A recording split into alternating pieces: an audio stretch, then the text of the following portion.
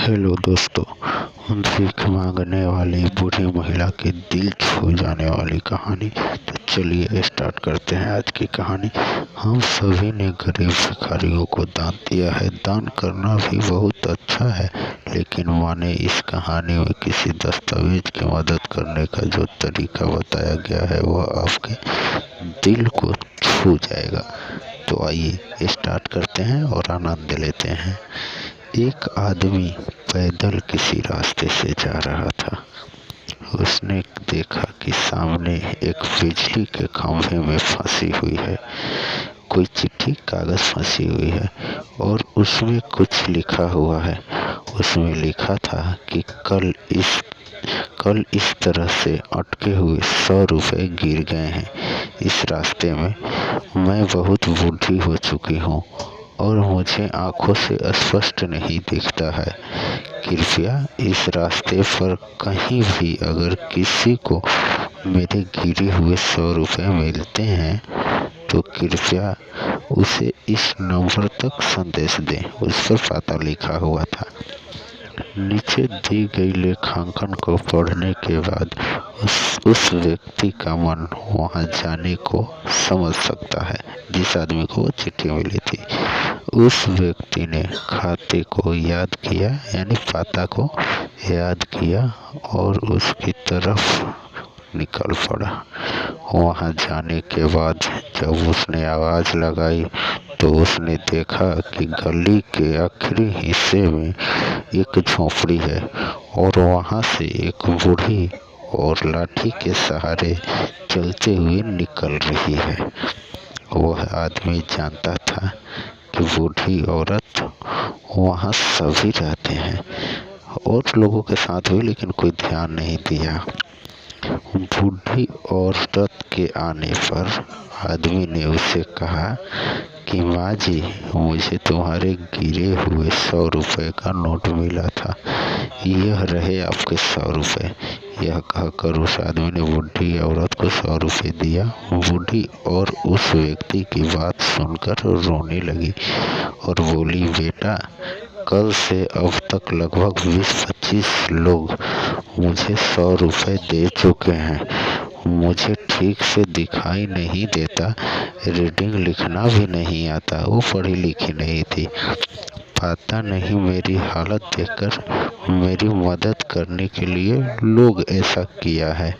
मैं भगवान को धन्यवाद देती हूँ कि आजकल भी ऐसे लोग रहते हैं, हर बार मदद करते हैं।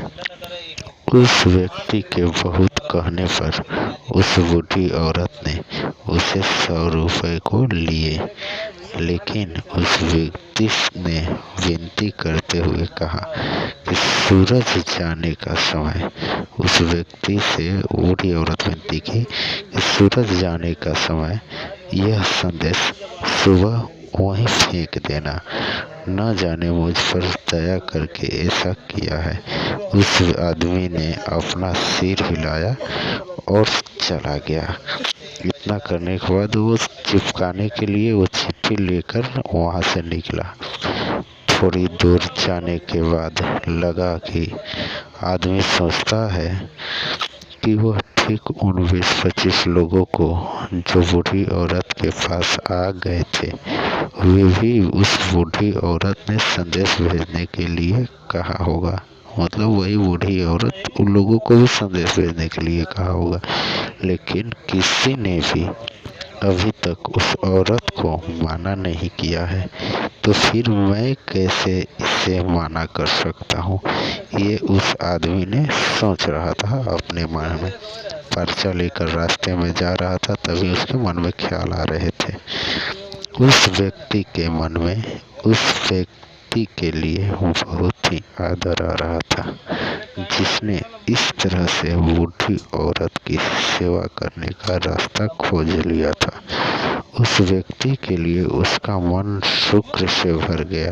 वो मन ही मन उस व्यक्ति का शुक्रगुजार कर रहा था।